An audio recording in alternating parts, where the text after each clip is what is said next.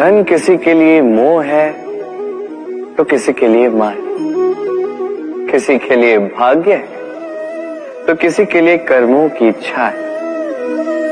देखा जाए तो ये धन कहीं ना कहीं मनुष्य के लिए अत्यंत आवश्यक भी, पर इसलिए मनुष्य जो है अपना समस्त जीवन व्यतीत करता है इस धन को अर्जित करने। अनेक मनुष्य ऐसे भी होते हैं जिनका समस्त जीवन इसी धन में बीत जाता है। हर एक मनुष्य प्रयास करता है कि वो धनी बने, अधिक से अधिक धन अर्जित कर सके, संपन्न बना रहे। और ऐसा क्यों ना? क्योंकि यही एक वस्तु है जो आदान प्रदान व्यवहार में काम आती है। प्रयास हर मनुष्य करता है, धन अर्जित हर मनुष्य नहीं कर पाता। कारण ये कि मनुष्य सोचता है मेरे पास कुछ धन आ जाए तो मैं कुछ करके दिखाऊं। धन सोचता है कि ये मनुष्य कुछ कर दिखाए तो मैं उसके पास आऊं, इसलिए करके दिखाए। ऐसे श्रेष्ठ कर्म कीजिए कि धन स्वयं आपके पीछे भागने लगे।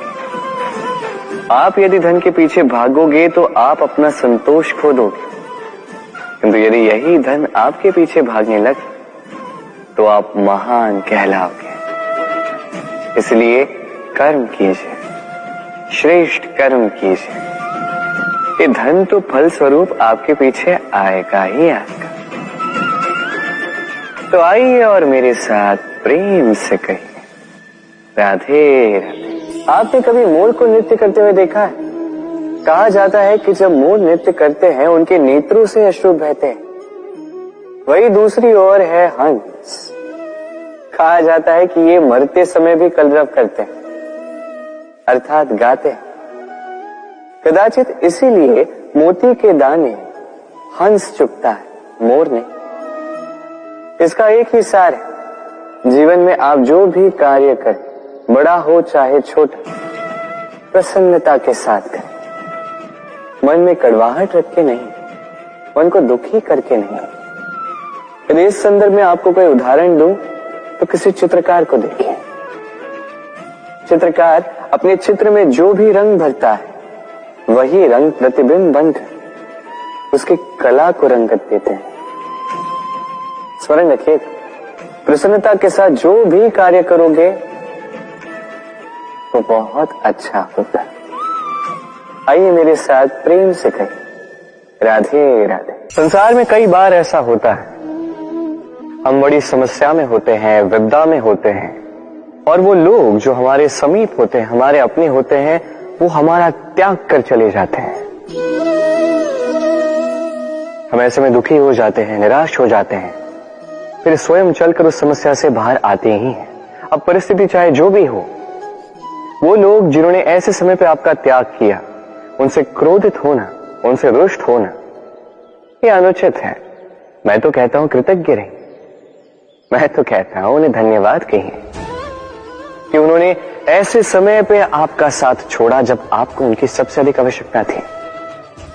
क्योंकि या तो उनको विश्वास था कि आप स्वयं इस विपदा से बाहर चलकर आएंगे, या तो उनके त्याग के कारण आपने स्वयं का प्रोत्साहन बढ़ाया, स्वयं की शक्ति बढ़ाई और स्वयं उस आग से चलकर बाहर आए। अपने बुरे समय को आपने अपना अच्छा समय बनाया। अंत में आप और शक्तिशाली हो जाते हैं और श्रेष्ठ हो जाते हैं। और यही तो आपकी विजय है, जिसका कारण है उनका साथ छोड़ना। तो उन्हें धन्यवाद कहिए और मेरे साथ प्रेम से कहिए राधे राधे।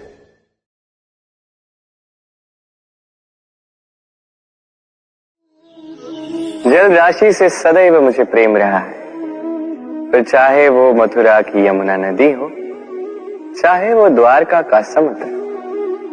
समुद्र किनारे चलते चलते जब वो कोमल लहरें आके पांव को छू जाती हैं, हाँ, थकान ही हर लेती, हम में एक ऊर्जा भर देती, मन को उल्लासित कर देती।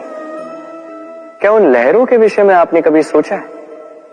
यही लहरें जब तट पर आती है, छोटे कंकड़ों से टकराकर बिखर जाती हैं, और समय ऐसा भी आता है जब यही लहरें इतनी कठोर हो जाती है कि विध्वंस फैला देती है, सब कुछ नष्ट कर देती है।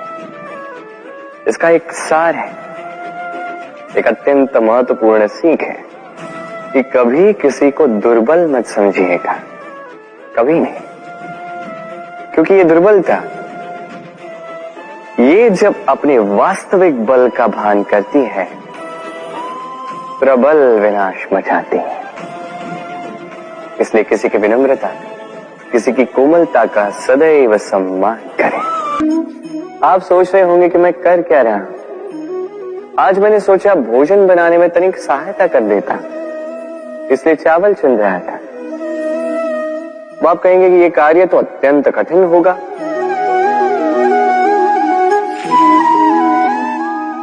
नहीं, सहस्त्र श्रेष्ठ दानों में से 2 कंकड़ निकालना केवल अभ्यास है। वास्तविक रूप से कठिन कार्य और कला वो जहां पे सहस्त्र कंकड़ों में से एक रत्न निकालना होता है। अब इसका सार क्या है? सार यही कि बड़प्पन उसमें नहीं जहां हम लोगों की बुराइयां निकालते हैं, बड़प्पन उसमें, श्रेष्ठता उसमें जहां हम दूसरों के भीतर से अच्छाइयां निकालकर उनके समक्ष, इस संसार के समक्ष प्रस्तुत करते हैं। आइए और मेरे साथ प्रेम से कहिए, राधे राधे।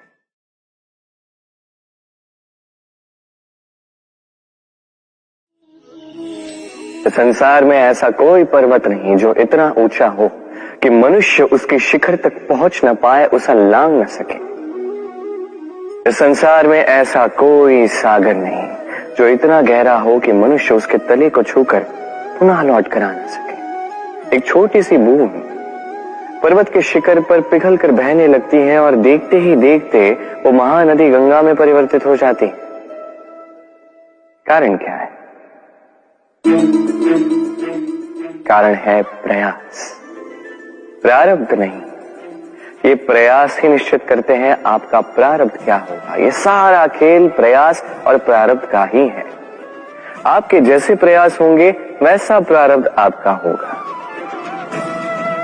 और यदि आपके ये प्रयास ऊंचे हो तो प्रारब्ध को तो आपके समक्ष झुकना ही है। क्यों? तो आइए और मेरे साथ प्रेम से कहिए, राधे राधे। लक्ष्य, मार्ग और सफलता, ये तीनों आपस में जुड़े, किंतु कई बार लोग इसे उचित प्रकार से समझ नहीं पाते। सोचते हैं कि जैसा लक्ष्य होगा वैसा मार्ग होगा, उसी के अनुसार। लक्ष्य कठिन तो मार्ग कठिन, लक्ष्य सरल तो मार्ग सरल। यदि आपको वास्तविक सत्य से अवगत कराऊं तो सब कुछ इसका उल्टा। लक्ष्य अपना मार्ग नहीं बनाता, मार्ग वो जो आप स्वयं चुनते हैं, जो आप स्वयं बनाते हैं। उसी के अनुसार आपको आपका लक्ष्य प्राप्त होता है। इसलिए जीवन में जब भी लक्ष्य तक पहुंचने के मार्ग के विषय में आप कोई भी निर्णय ले, सोच समझ के लीजिए, क्योंकि मार्ग अत्यंत महत्वपूर्ण होता है। मार्ग यदि शुभ हो तो लक्ष्य स्वतः शुभ हो जाता है। तो आइए मेरे साथ प्रेम से कहिए, राधे।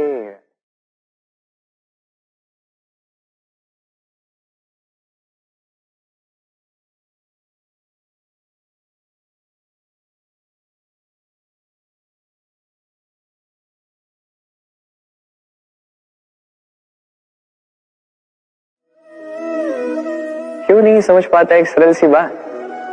ये सृष्टि जो है, ये सृष्टि एक चक्र है जो बार बार आपको दोहराएगी, कठिन से कठिन परीक्षाओं पे आपको उतारेगी, जिस पर आपको उत्तीर्ण होना ही है। जो कल था वो आज नहीं है, ये सभी को ज्ञात है। जो आज है वो कदाचित कल नहीं होगा, ये भी आपको मानना होगा। एक मुस्कुराहट के साथ आपको शांत रहना है और कभी भी इस मन में अहंकार उत्पन्न होने नहीं देना है। बनिए उस हिमखंड की भांति कदाचित वो इसलिए इतना ठंडा रहता है क्योंकि उसे ज्ञात है वो कल जल के रूप में था, आज बर्फ के रूप में तो है, किंतु कल पुनः वो जल के रूप में ही जाएगा।